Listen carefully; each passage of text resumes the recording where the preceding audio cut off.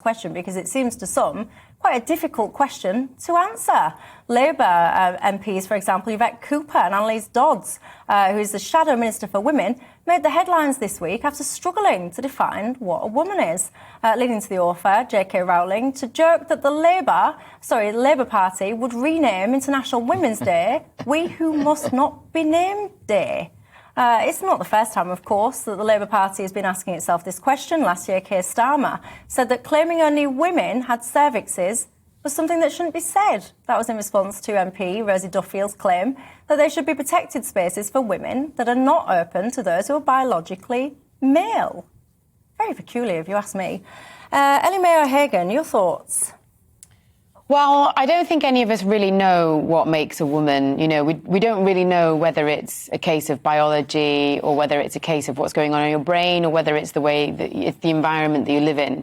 We don't know the answer to those questions.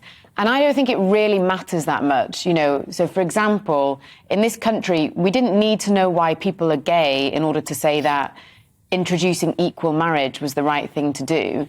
And I don't think we need to know why some people are women and some people are men in order to treat all people with respect. And I think in terms of transgender people, which is what this argument is actually about, I think transgender people, you know, have existed as long as all people have existed, and they should be treated with respect and accepted for who they are. I think we'd all want that for ourselves, and I think that's what we should give to other people. Ellie Mae, there is so much. I could come back to you on that. But Ben Habib. Well, I'm very simplistic on this. I've never had any trouble recognising what is a woman. How do you know? I've gone happily through my life. Well, I haven't made any mistakes, not yet anyway. How do you know? If you met someone and you talk to her like she's a woman, I mean, I'm assuming that what you mean by that is that you can tell who is transgender and who isn't. No, I'm not. But I'm saying I don't think that's the case. I wasn't saying that. I can tell. So you're just taking people as you find them, which I think is the right thing to do, which is what I'm saying. Rather than saying you can be a woman, you shouldn't be a woman, actually just take people as you find them and accept them for who they are. I think that's the lesson here. Yeah. The other lesson, before I move on, I want to go back to Ukraine.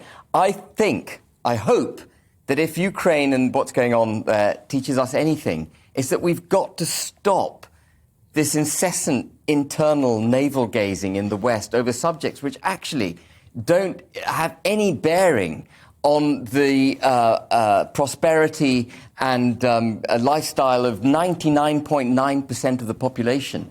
You know, we fret over these minority issues to the point where the West is all consumed and not looking actually at the important things that are needed to protect its integrity and for the for the electorate to go forward comfortably and with prosperity. And we've got to get back to basics. Back to basics, Kevin. I think I have a lot of empathy and understanding and respect for people who feel they're trapped in a particular body and want to transition to another sex. But I have to say, Ellie Mae, I find this a fairly straightforward discussion as well. I'm sorry if I'm being crude, but I consider someone with a penis a man and someone with a womb or vagina a woman. Now, I have, over the years, the last few years, had students, sixth form students, felt trapped in a particular body and wanted to transition. And I think we should give them every help and support. I absolutely do. But what I think is a real problem here is that people within academia in particular, the political hierarchies like these Labour Party women, they're wandering off into the swamp or the reeds of identity politics. And the truth of the matter is, it doesn't make sense to a huge swathe, the vast majority of society. And what they're effectively trying to do is culturally engineer and upend our social norms. And that is a political project that those people are engaged in. And I think it's right that they're challenged.